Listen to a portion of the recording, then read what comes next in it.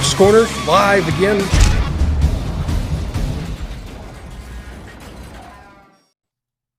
After traffic wreck there at the end. Yes, we are live again. Welcome to the Coach's Corner, brought to you by Broadway Sports Media at BroadwaySportsMedia.com, part of our 440 Sports. As you can see, we are not live at Wild Hair again, but we are here at a domicile, bringing the show live to you as we will every Tuesday night. We'll figure out a way to have a beer in the future at some tailgates or something, so stay tuned for that. But we do have a lot to talk about tonight, Jonathan. We did have a successful Titans football game this weekend, at least to my surprise at some point, because I picked against the Titans, right? I mean, I think you can call it successful because of the end result. Ultimately, though, I don't know if it was a full game yet. They're still working to get to that full game experience. Sure. So I think there's definitely a lot to improve on, but I think Titans fans can be happy going into Seattle. I think you've seen the stat. They were 52-0 in the when they were up 15 at home. They're now 52-1. Pretty clearly, that's a pretty rare achievement. Now, the coach in me says, let's not make it as hard next time. Maybe play the first half too. I think they gave up something like 90% of their yards on defense in 5 plays total. The good news is I think that's something you can correct, and we'll get more into it. You can correct more of that going forward. So, Yeah, I agree. Like, I think that there was a terrible start again. And then we talked about that in the offseason where you can't really, with this team, the way they're built, you can't have those slow starts. So the games that they really struggled with some of that in the past, as far as, the bad games last year, you knew that they had the potential to have bad games. You just don't want to have them in the playoffs. So the fact that they have this game going out there, and of course, just to defend myself, not that I have to, but the reason I picked them to lose this game was because I thought they're going to come off a big win over Arizona at home, all the hype, and they're just going to have a big trip out there. Well, they were able to rebound, especially in the second half, which we'll get to more in a second. But again, you can't have those slow starts, and you've got to get that stuff worked out. I know it's early, you're still trying to find some chemistry, but you've got to get those slow starts worked out, because the good teams, and I'm not saying Seattle's a bad team, I think they are a good team, but there's better teams out there. And there's better teams on the schedule. And that's going to be the problem, is starting slow for us the season and having to deal with that. yeah, you can't put yourself in a hole. We saw that a lot from this team last year, where they had games like against Cleveland, against Pittsburgh, where they went down early and had to fight their way back to get into it. Look, they are a running team. Yes, they are going to commit to the run. Yes, they can dominate in the second half when Derrick Henry gets rolling. But I can tell you that is not a pattern that you want to stick with. That's not something that you want to have to deal with, where you're always having to come from behind. So I do think that there were signs of life from the defense. I do think there are things that they can improve on. And I think overall it is an improved defense from last year. So I do think this is some reasons to be optimistic. Mhm. Ultimately, getting a win. There's a different feeling for a team to be 1-1 versus 0-2. Oh, for sure. You definitely couldn't do the 0-2 going into this, especially into your first divisional matchup in the Colts. And again, that's a little tease for later. We'll get into more about the Colts later on. I don't care how bad the Colts are limping into that game. That's still a divisional opponent. So apologies for the pun. So, but let's get into the game a little bit versus the Seahawks a little bit. Like we said, they had the slow start. Offense seemed to have the same kind of issues with pass protection in the run game. Derrick Henry couldn't really find his footing to go forward. I got to get off feet, man. Golly. So, All right, but Rex Ryan. well, it's half there. The joke just makes itself. So, but again, Derrick Henry was able to find some room later on, and kudos to Downing for not going away from it and to keep sticking with it. I will talk a little bit more about that, about what I think worked in the run game and what I think that they did to give the offense a chance. They came out in some of those constricted sets again. You had some missed opportunities. AJ with some drops today, but again, Julio's resurgent coming in early, making some big catches early on was a very refreshing thing to see for this offense.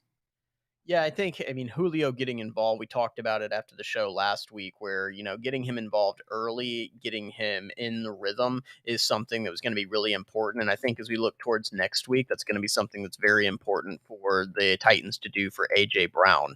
So I think that's something that, as you look and play this out, changes that you can make, there's definitely room for improvement on offense. Mhm. But the way they were able to get rolling, and especially getting, the big gun and Julio Jones. But ultimately, this is an offense that was built where not all of them have to be firing on all cylinders every single game. That's the reason Right. you go get Julio Jones, so you can have games like this when AJ Brown.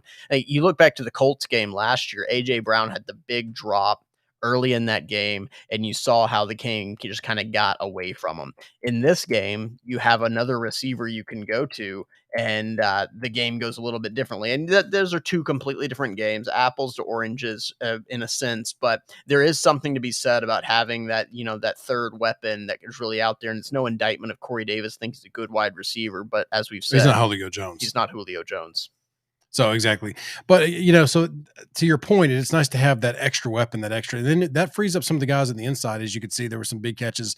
Michael Pruitt was able to chip in this game as well.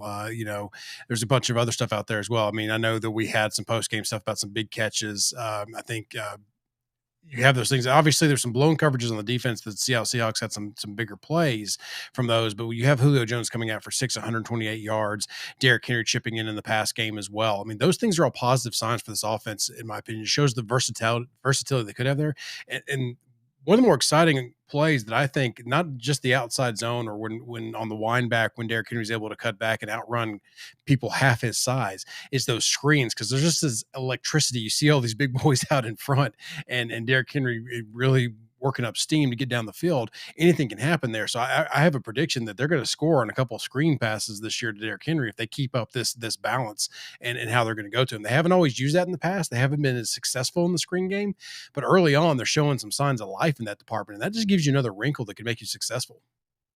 Yeah, I think getting him in the pass game is something that we've talked about for years, is kind of a limiting element. The whole reason that there's a conversation about who is the best running back in the NFL is, well, Derrick Henry's the best pure running back, but you have Christian McCaffrey, you have Alvin Kamara. And I do not think he's a guy you're going to line up in the slot and run, a bunch of different routes with. But if he can just add consistency in that check down game, because look, you've seen it from teams. They're respecting the Titans pass game in the sense on those plays, they're dropping too deep because they don't want to leave that single high safety. So what generally is going to happen there is, as they drop deep, it's going to leave those check downs open in a lot of cases. So there's going to be opportunities for that. There were multiple opportunities for the check down to the tight end in this game. That is something that I think you'll probably see a little bit more of, where getting a guy like Tommy Hudson, or maybe my new favorite player on the Titans, just because of the way he plays the game. I love it. Michael Pruitt. Yep. The guy looks like he's running in cement every time he catches the ball, but he does something with it, man. He the way he plays, and he definitely brought some energy to that game.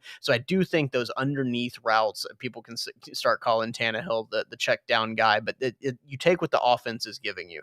You never go broke taking a profit. And right. That's a very old saying in football, but there's something to be said about it. Take what's there. Exactly. And I see the comment here, Tori, you're exactly right. Derrick Henry did score on one screen pass 2 years ago, 75 yards versus Cleveland Brown, or somewhere around. That was a big play. And that's what we're talking about, is they can get that. If they can get that more into the system, you have that to go to as well, because there were a bunch of unsuccessful or failure screens in the past due to blocking or for whatever reason. And that's just, they went away from it last year. This year, they've gone to it a little more. So it's very exciting to see that, especially because, what you saw in Cleveland, that can happen. That's what I'm talking about, that big play. So that's a great point by Tori. Yes, that's what they're capable of. And if you can get that going again, that is a easy win for the offense, especially when you have an offense that may be struggling in some pass protection. And this offensive line as well struggling to run. And what I'd like to go to next here is the run game. It came alive. And that is going to be all the shiny toys, receiver, everything. This offense is really going to be humming when they use whatever they have at their disposal to set up the run and to run successfully. Because if they're running successfully, they're giving their defense adequate rest. Because, well, let's not, tell stories on this. Let's not lie. This isn't an elite defense. It's a capable defense, as we're finding out. Very capable, but they need their rest. They don't need short fields. And that's true for any defense in the NFL or at any level of football. You can't constantly give up short fields. So you can't constantly be on the field. So getting this running game going again for the Titans, and it wasn't just, there was a couple where Derrick Henry just out-athleted people and was able to cut back and cut away from some of those things. Those are some big runs. But there was a lot of those 5, 6, 7-yard runs that you're accustomed to seeing that do two things. It punches a gut. Those big runs are just absolutely terrifying for defense. I get it, but those gut punches, those 7-yard gains when it should be a 3-yard gain, not only is just a downer to the defense, but it also keeps your offense ahead of the sticks. And we talk about that all the time, about how this Titans offense has to stay in front of the sticks. It can't be behind schedule. And having this run game come back up is a big positive step in that direction. Well, and one of the things we talked about last year is whenever we'd say, "Hey, bring pressure on the quarterback on defense, and if you're gonna give up a big play, at least they score quickly because then you get back out there on offense." And trust me, as you look at how this game played out, that Seahawks defense was done. It was tired. You go back Right, and you look at just kind of the flow of the game. The Titans ran 83 plays compared to 52 for the Seahawks. So when you talk about that, you talk about the time of possessions. Titans had it for 42 minutes. Seahawks had it for 22. So that is going to wear on a defense. So if you're giving up a big play, yes, you don't want to give up points at all. But if I'm giving up something, I'd rather have that than a 15 play drive like the Steelers game last year where they're marching down the field. You're giving up 60% of your third right. downs. And so I know we'll talk a little bit more about the defense, but yet the offense is going to wear on people. This is not a team that you want to have run 83 plays against you. Right. It's so difficult to talk about the defense, right? The offense without talking about the defense because it's a team sport. So to be successful, you have to have these things go hand in hand. So that was a fantastic showing from the offensive line, or at least I would say they started off kind of rough, obviously with the pass protection leak over. I mean, that Swaim again in the backside. Brewer also let some late leakage there. But again, as I said in the halftime show, the tackle Sombrero and Questenberry were I thought very adequate in the game. Like obviously they had their mishaps. Sombrero was credited with one pressure, I think, but at the same time they had a great game. Because again, if you don't, if the announcers are not talking about the tackles, it's a win. That's a win for an offensive line. Don't talk about me. Let me do my job. If you don't notice me, I'm good. So they had that. So that balance coming in, and obviously with Saffold missing some time here and there in games, the new tackles, it's just going to take some time for this offensive line to get their chemistry. And it seems like that's coming back around quicker than I thought it was going to after the Arizona performance. So that's a positive sign as well for the Titans. Yeah, I mean, look, offense, not a ton of questions. You started to see kind of what you expected out of this. Now, I don't think they're going to be in a position against certain teams to, give 35 carries to Derrick Henry. Sure. They're going to commit to it. But again, the thing I take away from this on the offense is they didn't play their best game, still put up 33 points, and Derrick Henry almost went for 200 yards. They still lost the turnover battle. That's something they've got to correct going forward. They've got to stop turning the ball over, especially when your defense isn't taking it away right now. And you got to stop giving up the free rushes on the quarterback. I Mhm. mean, those happen from time to time. You're going to have miscommunications, especially when you're rolling in new offensive linemen. But from a pass game standpoint, I'd like to see them still get some of those quick hitting passes, especially early in the game, just to get people rolling. But ultimately, not a whole lot to be upset with by the offense and how they started to get things together.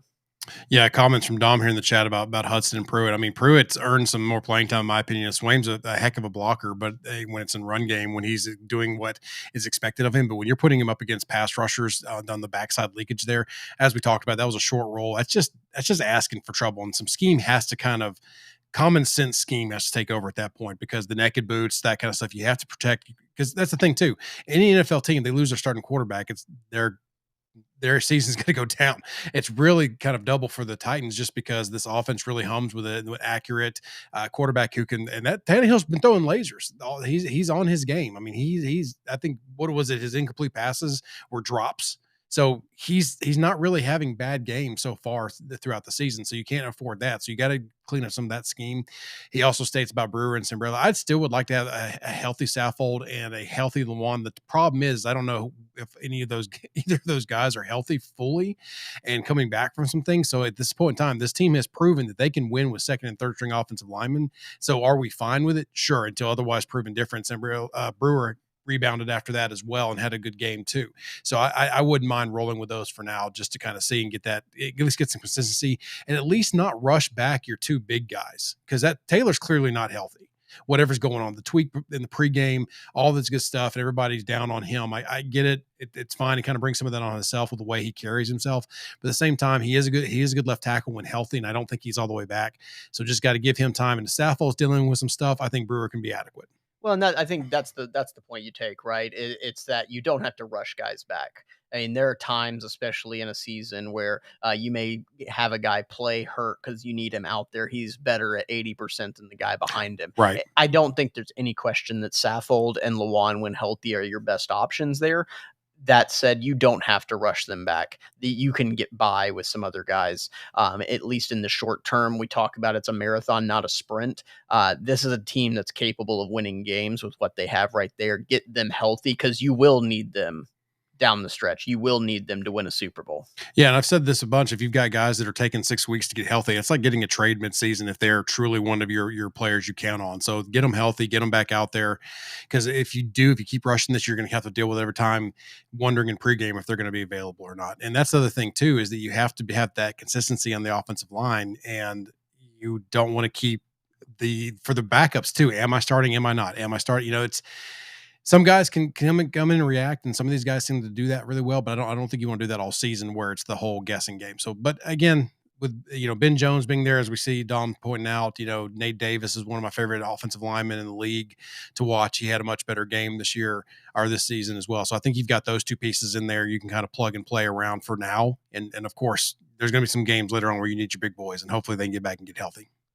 Yeah, I see in the chat. There's one comment. We don't have to talk about it right now, but Kenneth on Facebook. I see your comment. I see about not laying an egg. We're going to talk about that when we talk about the Colts here in a little bit. We'll get to that in Colts. That's a great point, Kenneth. We'll come back to it. You're kind of reading some of our tea leaves here, so going on. But let's finish up the Seahawks game. So we got two big things we want to talk about first.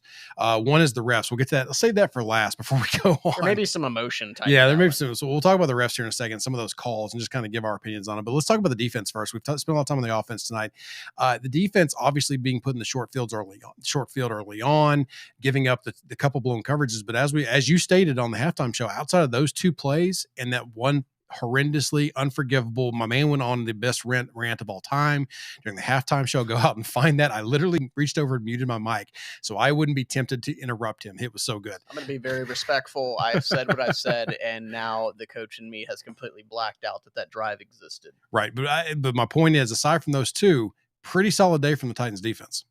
Yeah, I keep saying it, and I know that, giving up points is ultimately what you don't want to do on defense, and they have given up some points. But I think as you extrapolate, you have to remember this is still just week 2, and Sure. You want to extrapolate out the things that you're seeing over an entire season. Mm-hmm. I'm seeing a defense that's getting pressure on the quarterback. I'm seeing DBs that are actually competing.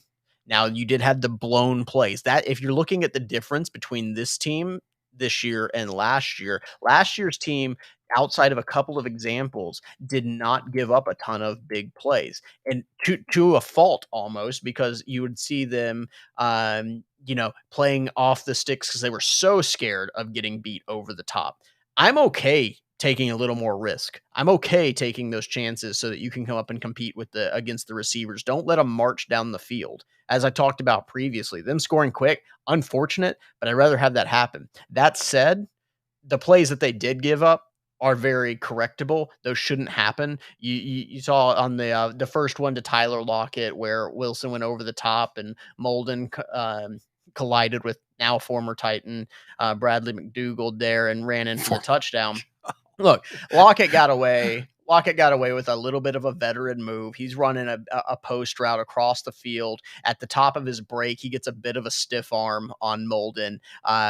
Veteran move. You could argue it's offensive pass interference, but it was very subtle. That's where the separation came from. But that's where they took a bad play and made it worse by missing the tackle after the catch. Those are things that you can correct, right? Those are things that you can live with, frankly, in my opinion.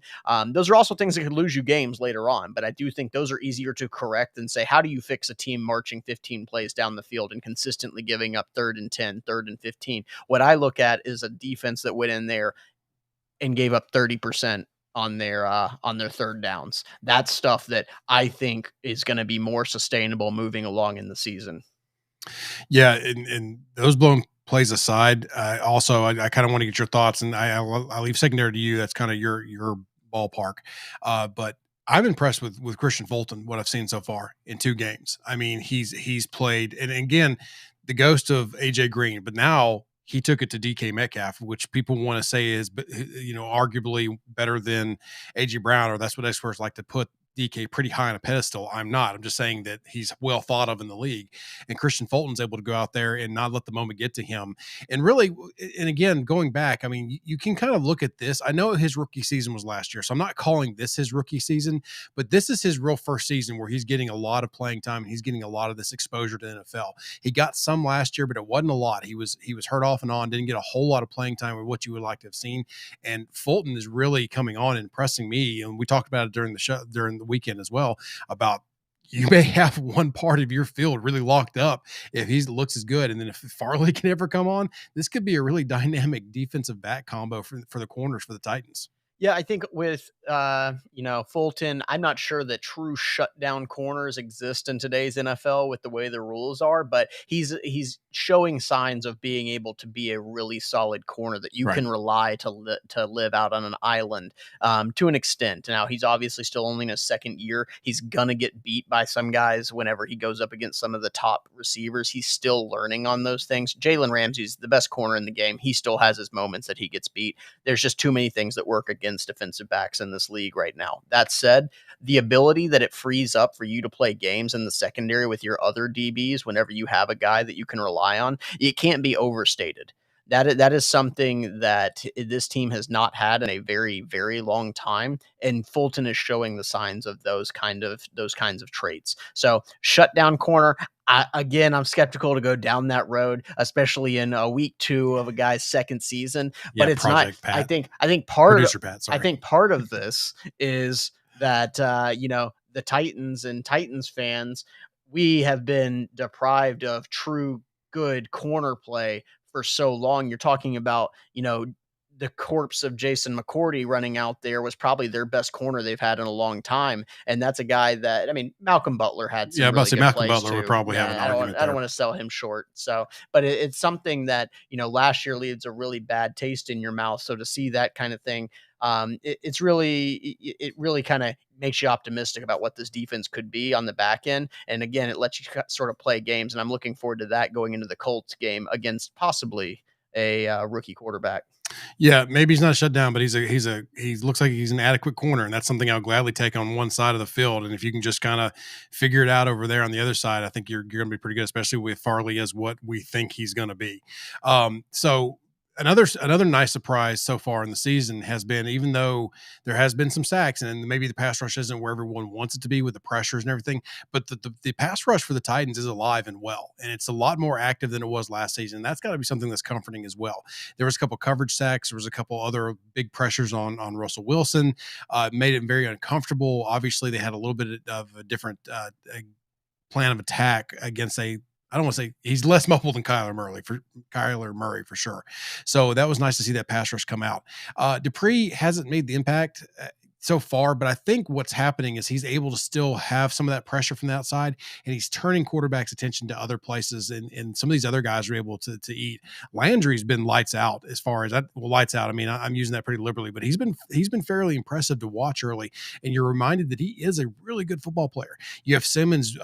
And Autry on the interior, they're able to get in Tart, able to get some of that interior pressure as well. So the Titans are making this uneasy for opposing defenses. The running game, even though Carson had 2 touchdowns, he didn't rush for a ton of yards. So they're able to kind of swallow that up and limit the big plays in the running game, which I think is what this defense is very capable of. Linebackers have been active, probably not where you'd want them to be, but better than last year, I will say. So, I mean, there's a lot of positive steps for this Titans defense going into what was probably one of their worst starts across the board, into this game versus the Seahawks, and to rebound like this. And I is that more to you? Is that more the players or the coordinators having a second year under the belt? Like, what do you attribute some of that to when they're coming into the second game? Yeah, I think this is where you say, hey, don't lose 2 games because of the one loss, right? They managed to bounce back, and ultimately it goes back to hey, this team did not, in my opinion, take preseason super seriously. So I think you started to see some things come together, especially on the offensive side of the ball. On defense, when you talk about the pass rush. Yeah, you talk about Simmons, you talk about Autry, you talk about Landry, and they are putting up pressures. They are getting there. Simmons looks like a monster, collapsing that pocket to open things up for Autry, which is what you want Autry to be able to do when he's in there. And I see the comment here. I saw the tweet about Dupree only having 3 pressures. Dupree's also coming off of a torn ACL. Taylor Lewan coming off a torn ACL, and he can't even get back in the game. Dupree, what he gives you right now, he's not going to be 100%. You got to give the guy a little bit more time, a little bit more slack to get in there. He's still an effort guy. He's getting out there. That's his thing. He's never been this. He's not this elite pass rush move guy. He's an effort guy, and that's Effort and something cleanup, yeah. exactly. That is something you can get by with. Because it opens up things if Simmons is what you think he is going to be. And he has shown that he is. You talk about Simmons last year, he sort of started to trail off a little bit. Was it COVID? Was he completely healthy? So now you see him as he starts to get healthy. If Dupree can get healthy, I think you're going to see improvement from that. Yeah. So again, the players I think are coming to play. And we touched on a little bit that the coordinators, we had some complaints about Downing and Bowen coming from the first game, and some major complaints just in some scheme things. But again, they've kind of been running it a little more on offense out of not complete spread, but more spread. That overtime was almost completely out of some version of spread. They still brought AJ Brown in as that extra blocker on a lot of their plays, motioned him into the short side. Those kinds of things you'd like to maybe not do that so much to keep teams guessing, but they're trying to at least give Derrick Henry and this offensive line more space. So kudos to him for there. He is also trying to go with less deep shots and developing plays to give his offensive line. Well, you've got to find those wins, the screens that we talked about earlier. So Downing, I thought, had a good rebound game, kept with it, had his balance, and was able to still run his game. It obviously worked. It's frustrating when it doesn't, and when it's not working, that's when I want to see them maybe switch it up and have some different things in their back pocket. Obviously, you don't want the Titans to struggle because you're not going to see if that works again until they struggle again, and you don't want to wish for that. But Bowen, again, I don't think it's been a horrible year. There's been blown coverages and blown assignments, and maybe he can look to help and realize where some of his rookies are, some of his guys, not put them in bad situations. But overall, one of the big concerns was Vrabel not going out and finding an external hire for the defensive coordinator. But Bowen hasn't been. I mean, the defensive struggles have not been on him, in my opinion, or at least not fully on him. And he's been better, or at least his defense seems more competent than last year. So you think that maybe his learning on the job and maybe having the title solely to himself potentially to eliminate some of that confusion is helping this year. Yeah, I mean, and just looking at some stats here, you look at the Titans' run stop win rate, 34%. Their pass rush win rate is sitting right at 49%. You know where those stats rank? Right in the middle of the pack. And what did we say coming into this season? Be It says average. if you're just average with what this offense is expected to be, that is a team that can compete and win a Super Bowl. So I think that is something that we have to account for, that if you're expecting this team to be a top 5 defense, you're not going from last to first in one season, that you have to build on that. But if you can get to that middle of the pack, make some impact plays, then that's where you can really start impacting the game. Now, the one place I would like to see them, especially this week going up against a young quarterback, is taking some more chances, mixing some things up on the back end to try and confuse some things, and creating turnovers. They are -3 overall in creating in their turnover differential. That is not a recipe for success. They lost the turnover battle this past week, and they still won the game. Which is impressive. Exactly. It's impressive they won that, but let's not make it harder than it needs to be. You Right. got to preach ball security on offense, and you got to start getting your hands on the ball when you're on defense. So I would like to see Bowen mix it up a little bit, throw some confusion. That probably going to be Jacob Eason for the Colts, but I do think there's a lot of reason for optimism here, and you can play more games on the back end when you have a corner that's playing like Fulton is right now. Right.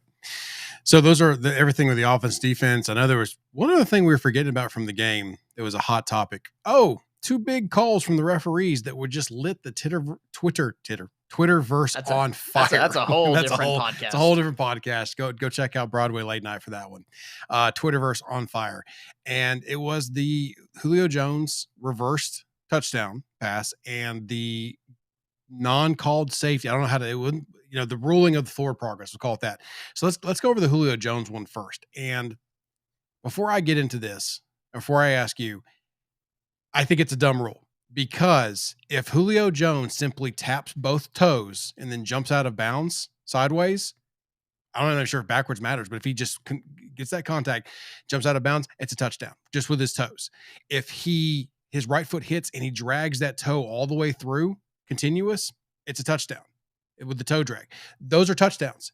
This stupid rule is written up that when the toe initiates and the heel follows, that the complete foot has to be in bounds.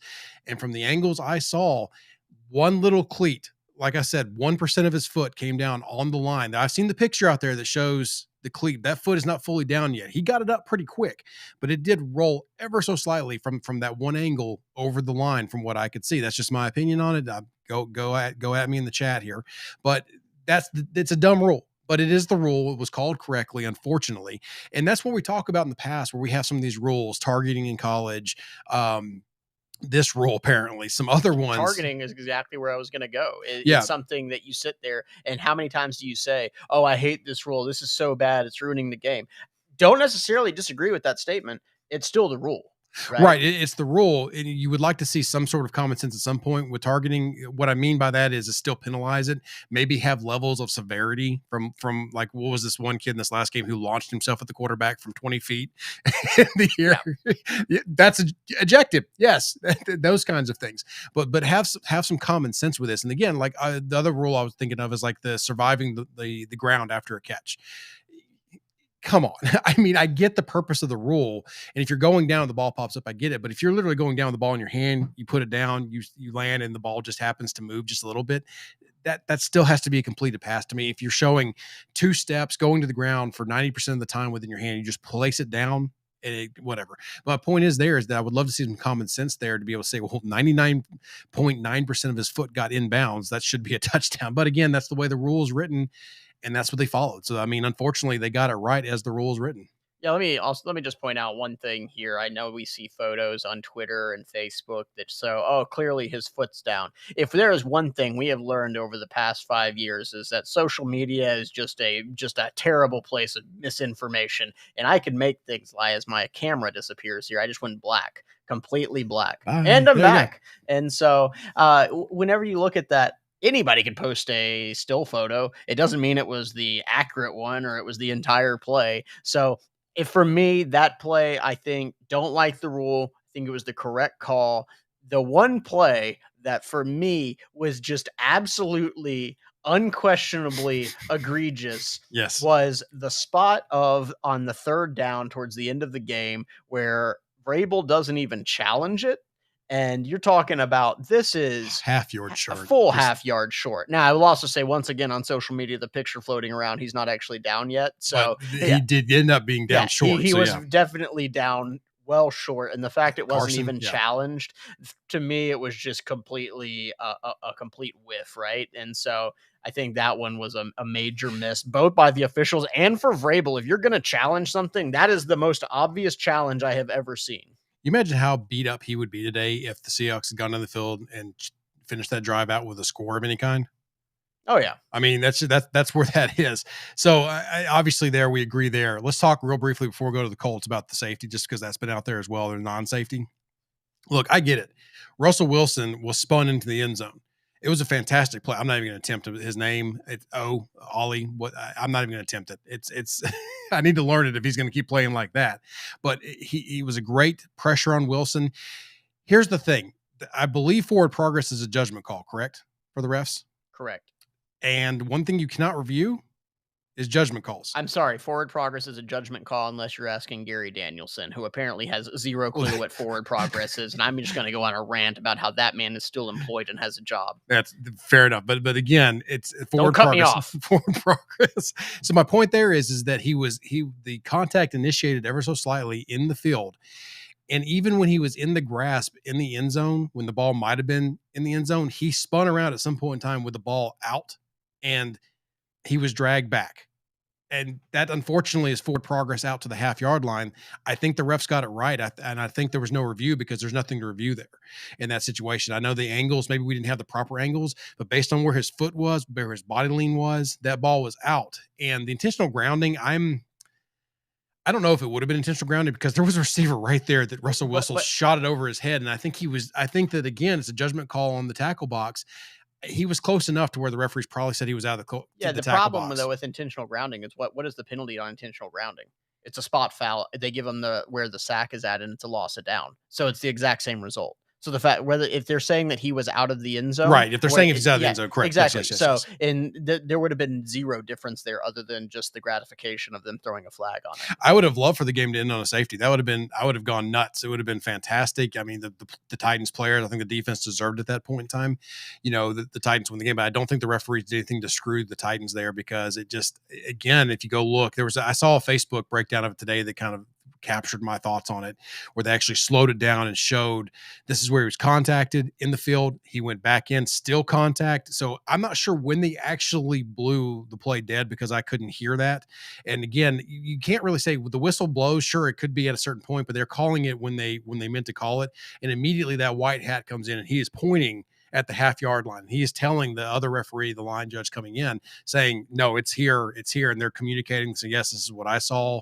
So there was no hesitation for them to call the safety. Yeah, let me just point out one thing before we move on, because we need to move on. Yeah. But if you want to see Titans fans get really mad, they should consider themselves a little bit lucky, because Jeffrey Simmons removed his helmet in the field of play. And the coach in me immediately looks at that and sees, oh no, you can't do stupid stuff like that. And I get it. He thought it was ended on a safety. So either the refs gave a little bit of a break because of the situation, but could you imagine if the refs both called him down and in the grasp, but then hit him with the personal foul for removing your helmet in the field of play? So that was the thing that jumped out to me more than anything. And so that's one, if you're a Titans fan, you just go, you know what? We're good. I got you. Yeah, no, I agree with you there. And I saw that. I forgot about it until you just brought it up, because I think I was like, nothing to see here. So, but that's our thoughts on the game. I think it was a good rebound game for the Titans, obviously. But now they're moving on to their first divisional opponent in the FC South, the Colts. It is the Colts week. It's the Colts week. It's Colts hate week. Time to give Ben some crap in the Broadway chats, all that good stuff. But again, leading into this, you look at it, and in my experience watching the Titans, regardless of who has the better team, this is always a team that seems to have given the Titans fits, even when they're not supposed to. And I know that the quarterback situation is vastly different, especially if Wentz isn't playing. It's probably vastly different if he is playing. But it's still one of those teams that brings a defense with them when they're playing. It still has a run game. They have a two-headed monster. There's a lot of things to still consider there from the Colts. Plus, they don't really like the Titans much either. They know that they still think that they're South competitors, and this is their biggest, that's in their mind. This is the one they have to win for them. So obviously you stole a player from them as well, as it's pointed out here in the chat. So what are your keys to victory for the Titans over the Colts this week? I think ultimately we talked about it a little bit. If Jacob Eason is the quarterback, and this kind of goes back to what Kenneth was talking about early on, is that this is a team that has a history of playing down to an opponent and playing up to an opponent, right? If you want to be a Super Bowl contender, how many times did we say it last year in the big games, in the Steelers game where everything was built up, other than the Bills game where they rolled out and took care of business? This was a team that did not really show up for those games. You could even say they were mercurial. And so I quit. Yeah. I'm undefeated. I'm working that word in. So for me, like 4 for 4. Lord. I think that this is a situation where the Titans have an opportunity to truly make a statement. You had the Cardinals game. You thought that was going to be a statement game. Looks like the Cardinals are actually pretty good. Okay. And they kind of probably were reading a little bit too much of their press clippings. And plus, week one is a liar, I think, as the saying goes. So this is the game, division opponent, that I would say you have a chance to put your opponent behind the 8 ball to really bury them early on in the season. This is a game where, going against Jacob Eason, this is a team that has not run the ball extremely well. Their defense has not performed up to what that team had expected. Their offensive line has not performed. I think I read they had the 4th most expensive line in the NFL. They have their best player on that offensive line is still on a rookie contract, and they are definitely not performing like it. They played terribly. And now you have a very young quarterback out there. So there really are no excuses. I think on defense, you're going to have to get out there. You're going to play a few more games with them, probably with some zone blitzes. You can manufacture some pressure on Eason, because I don't think he's the type of quarterback at this point that's going to make you pay for it a ton, but he will take chances. So I do think you probably see the Titans come in here with a little bit, this is going to make some people unhappy, a little bit more similar of a game plan to what you saw last year with keeping everything in front of you. Because Eason, young quarterbacks are dumb enough just to throw it up. They don't want to. They want to throw the deep ball. He's got a big arm. Don't let him get those easy wins over the top. Right. Make those young quarterbacks take those checkdowns. Make them work it down the field, and you can adjust. Right, you can adjust in the game if he is actually proving you wrong. But I think that's what you got to do on defense. Put the game in Jacob Eason's hands and make him beat you.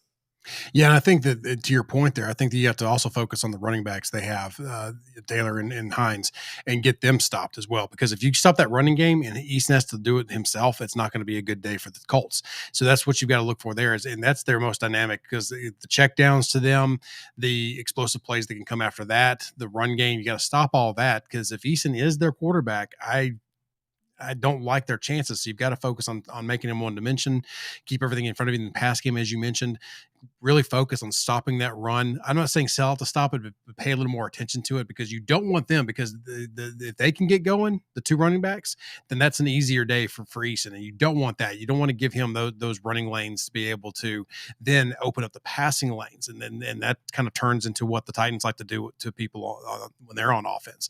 So you've got to look for that as well. Now that Colts defense is pretty strong. It has been.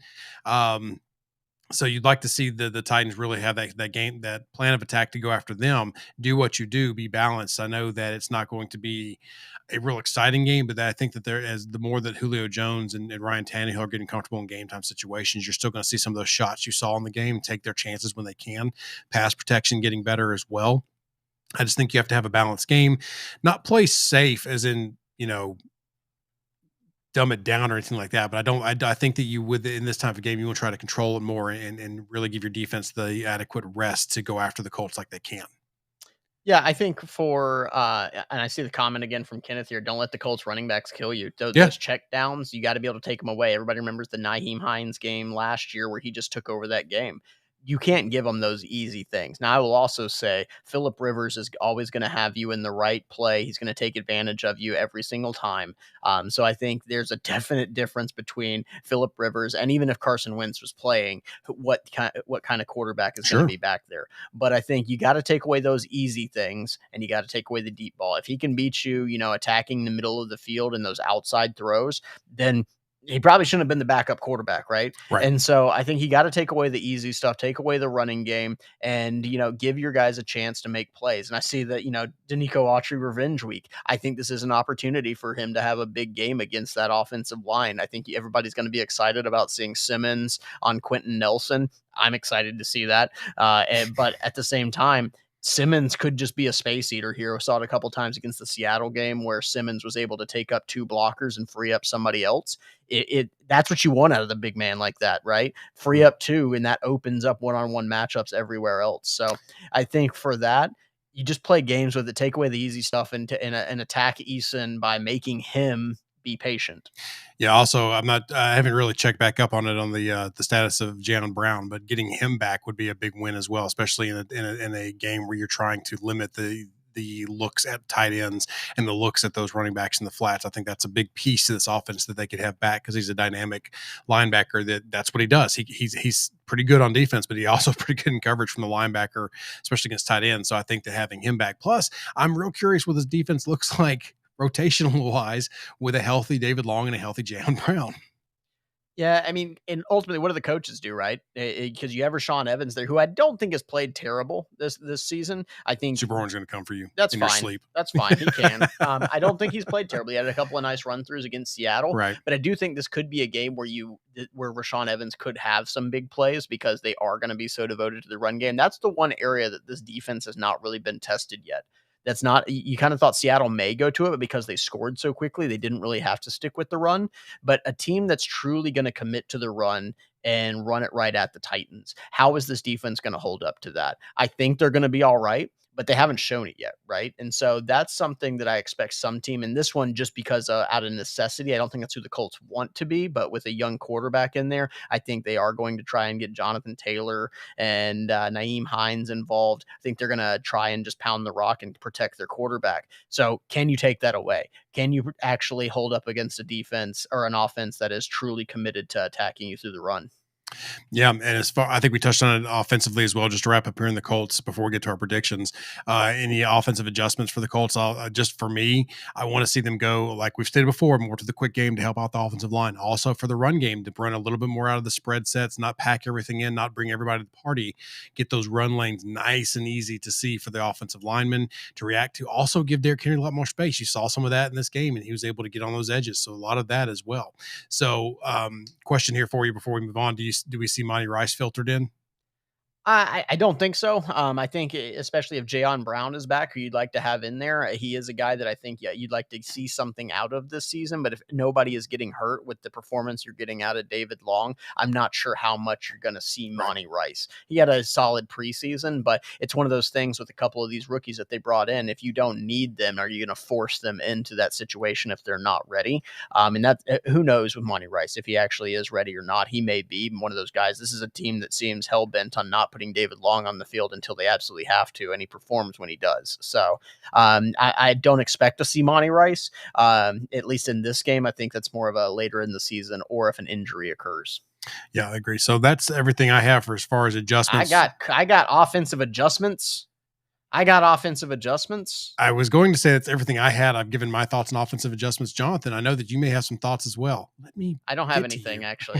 Thank you. You covered it all. No, I think the one thing I would like to see them do, it's not very often that AJ Brown has a game like he did last week. I would like to see them, even if it's some short things, just get the ball in his hands, go back to him. Get that confidence. The problem is whenever you have another option like Julio Jones, you don't have to immediately go back to your number one wide receiver after he drops a ball, because then you can just throw to your surefire Hall of Famer on the other side. In this situation, though, you're going to need AJ, whether it's in this game or at some point. I don't think he's the guy that's going to get upset that he's not catching the ball Mhm. or not getting the opportunities, but you're going to need him. I'd like to see some short games, some quick game, even if it's some wide receiver screens, just to get him involved and get him some quick catches, just to get that confidence back Yeah. up.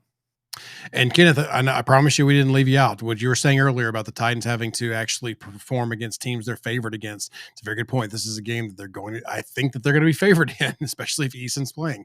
So you've got to come out and you can't lay an egg against the Colts here for a lot of different reasons. So they have to show it. So this is one of those situations where you have something built on it. Don't fall backwards now. I promise you, if the 6 games from now and Titans are doing what they're supposed to be doing and they've ratted off 6 in a row, nobody's going to be talking about that Arizona game. They're going to look at it as a fluke. So you have to build on that. And it starts with the next game.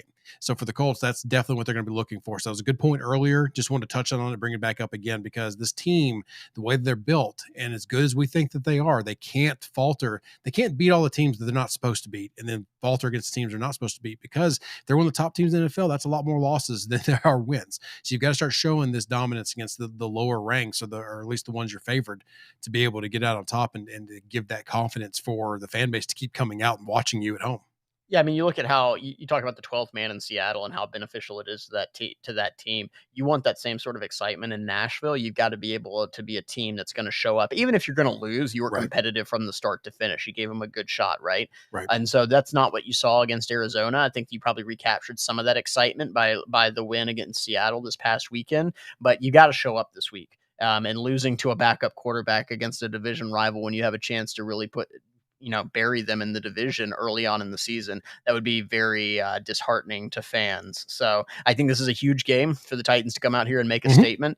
Are you sending a statement around the league by beating the Colts? No. Are you sending a statement around the league if you lose to the Colts? Probably. And it's going to be Yeah. very easy for fans to fall into the same old Titans. Plus, it's more of a statement for your clubhouse too. I mean, you don't want to have that kind of leg. So one thing I have to address before we get to predictions, calm down, producer Patrick, is, I said apparently a very controversial statement on Twitter about it was a little surprising that the Titans released their starting safety last week. It's not that I disagreed with the move. I just thought it was a little surprising from the team that trotted out Jonathan Joseph for half a season last year whenever he was having a ton of bad games. Corpse of Jonathan Joseph. I'm fine. I'm fine with the move. I don't disagree with it. I understand the move. In fact, I kind of like the move and the ability to move on. Just was a little surprised You by can it. be surprised and still like something. I mean, Exactly. surprise birthday Oh my parties gosh. are great.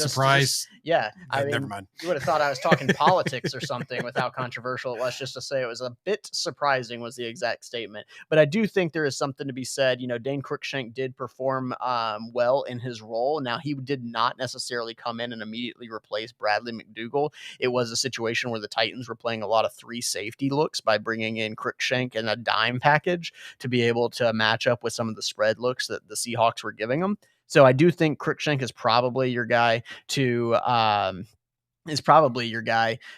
come in and be that free safety, at least until Hooker gets back. but I don't want to sit here and say, like, oh my gosh, this was such an easy call because a guy had a bad game. Okay, well, I guess they better cut Taylor Lewan. He had a bad game. AJ Brown dropped a couple balls. They better cut him. Ain't got no room for that. Now, it's different because those are your There's a stars, difference. but Yeah. let's not act like it is that asinine to say, hey, I'm surprised they cut a guy for having one bad game when you're literally in that game saying this backup is our best option to start. Generally, there's some sort of demotion, then maybe cut them if they're not a contributor elsewhere. Again, fine with the move. Just was a bit surprised about it. Thank you, Titans film room, for defending my honor. Made it all the way to MCA. Good job. You're my knight in shining armor. So let's move on real quick then to your prediction for the game. Prediction for the game. I think the Titans win this by about 2 scores. I think it's going to be something like we'll go 31-20. I was at 33-17 for the Titans. I called this game. If this is, again, what they're supposed to do, they're going to go out there and this is going to be, I think that this is also a defensive touchdown for the Titans in some way mixed in here as well. Because I think the Titans are going to be able to get out and hopefully run this game into the ground. I hope anyway, or at least keep the ball moving. So I think it's 33-17. I picked them. This is a win before the season, so I'm kind of just following my pattern. I was wrong about Arizona. I was wrong about Seattle. But at the end of these 3 games, hopefully I'll still be 2-1 with a win for the Titans over the Colts. I like it. We need to get producer Pat in on this prediction train as well. So now that producer Pat is a staunch Titans supporter, so I think this may be like a 4-score prediction. You want to throw it up on the screen here, Patrick? Well, what is your prediction here? I'm expecting 55-12. 59-0 in the snow. Well, while he's thinking about that, I mean, that's our show for tonight. Thank y'all for sticking with us. We're obviously, I know we said we were going to be live every week. We're going to still be live every week. Bring this to you. We're going to have some things coming out to you, some merchandise for the show as well. Keep joining us. Keep joining in on the chat. We really like all this stuff. So Patrick's producer Pat says 55-0 Titans. I will buy you a special beer if that happens, sir, if you called it there. So, but stick with us. We enjoy doing this. We're actually going to try to start bringing some things where maybe we start diagramming some plays live on the show, see if we can get that worked into the technology so we can start going over some stuff from the previous game, look at some of those things. But we'll catch us next week again, Tuesday at 8 p.m. We'll be right here to talk through what just happened in the game. We'll try to get our podcast posted as well for you to listen if you couldn't watch in, and this will be available on YouTube. So check us out on multiple levels of media there for you. Lots to consume there. But in closing, this has been the Coach's Corner, part of Broadway Sports Network, partner 440 Sports. Remember, check out all of our other podcast articles and video breakdowns that Broadway Sports has to offer at BroadwaySportsMedia.com. Check out all of our merch at BroadwaySportsMedia.com. I think there's still maybe a Flex 15 out there. If not, get you some of those soft shirts. They're great. They're fun to have. 15% off at shop.broadwaysportsmedia.com. Flex 15. These shirts, I promise you, you're going to love them. Your girlfriend, your wife, your whoever's in your life is going to steal them from you to sleep in. They're that comfortable. So go out there and get them. But